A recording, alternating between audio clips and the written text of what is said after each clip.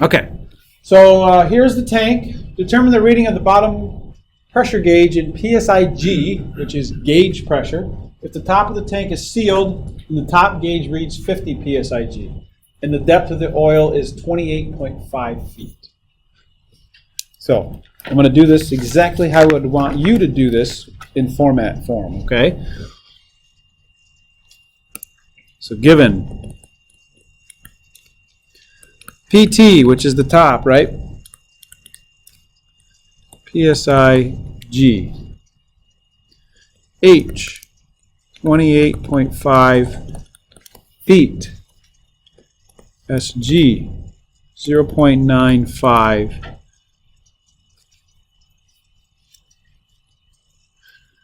We're going to find PB. Here's my sketch.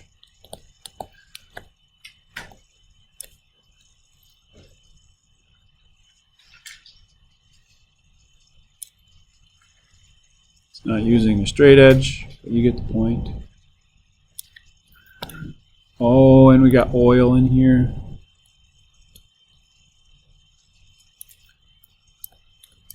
Wow.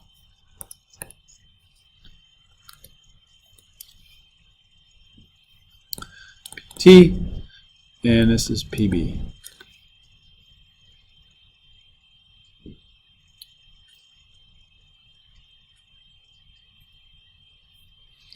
I'm going to add one thing here. Properties.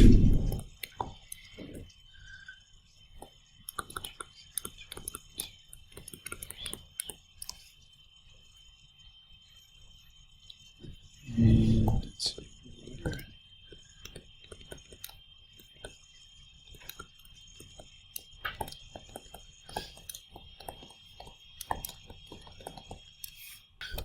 I'm going to put an assumption. Anybody want to guess what we're assuming? Okay, sure. There's no leaks. Sure, we'll add that. Good call. I didn't have that. So the oil is incompressible. What does that mean? That means the density will always be the same throughout. Typically, that's how we always got it. This is going to be your assumption pretty much the rest of your life if you're in this stuff. Okay, unless you get into like aerodynamics, then it's a completely new ball game. All right, let's get right to the solution. So everything's above the solution, nice and neat, right? So do what I do, please. Okay, I do beg you. Pressure with depth. Or you can put find pressure at the bottom. Whatever, it doesn't matter. Just give me some heading. So PB equals PT plus rho GH. I'm going to do something slightly different. I'm going to call this equation 1.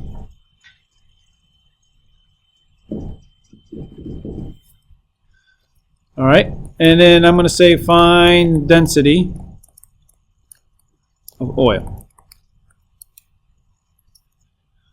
That's where we use the specific gravity equation.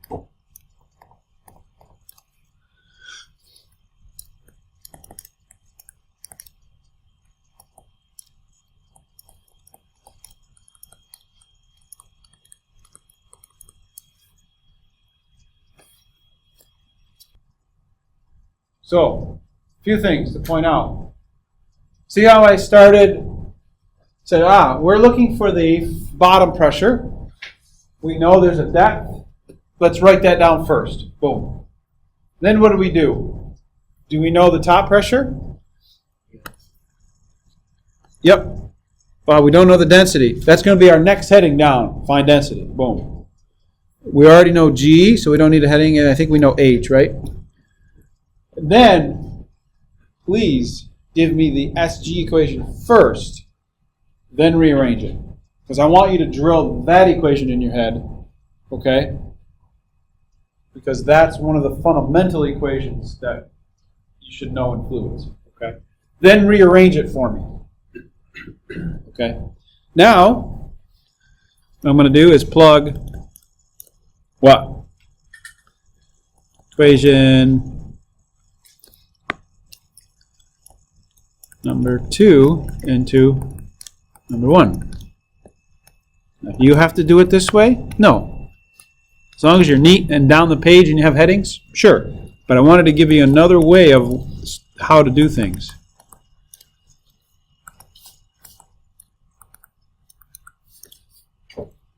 And then now we can sub. But there is a reason why I do it this way. Anybody want to guess why I would do it this way?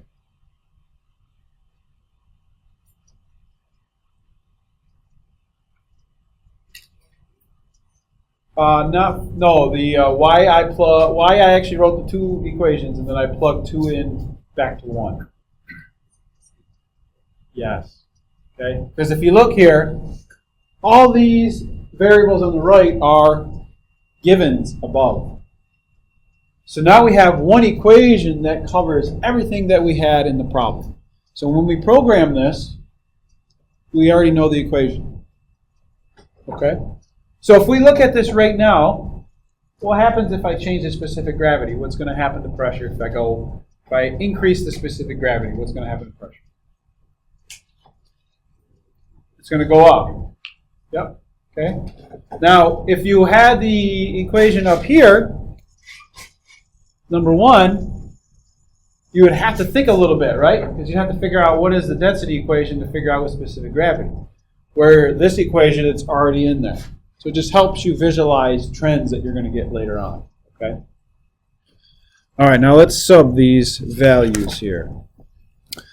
PB 50.0 pound per inch squared plus 0.95 times 1.94 slugs per feet cubed times 32.2 feet per second squared times 28.5 feet.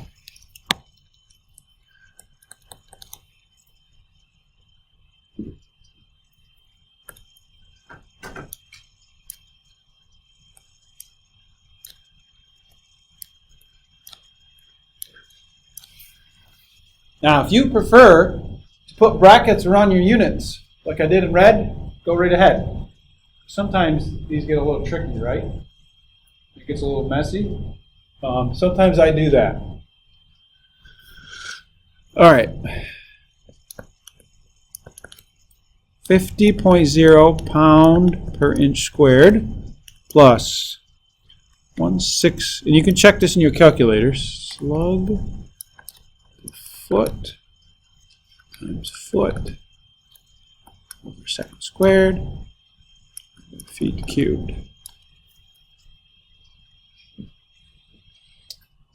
Let's be honest here. How many people would plug that black equation, the numbers right in your equation, right in the calculator? 1, 2, 3, 4, 5, 6. Okay, good. Thanks for being honest. You'd be wrong. Why? Yes, you have to check your units. And if you look here, is there any inches at all here? No. So you either have to convert one of these to inches or convert that to feet squared. So the other thing is to point out that a slug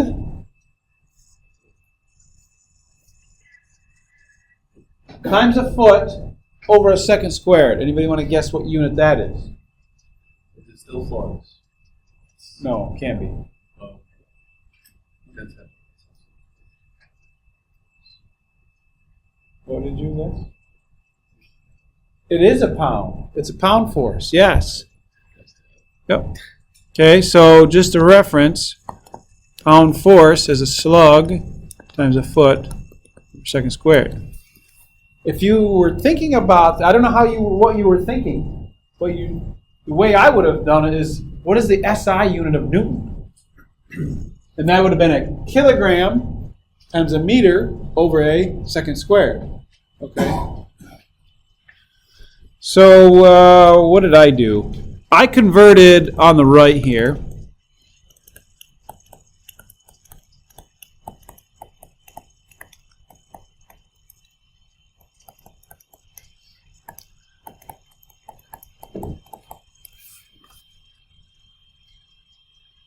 Did I do that right? No. I need to do what? Square this. Thank you.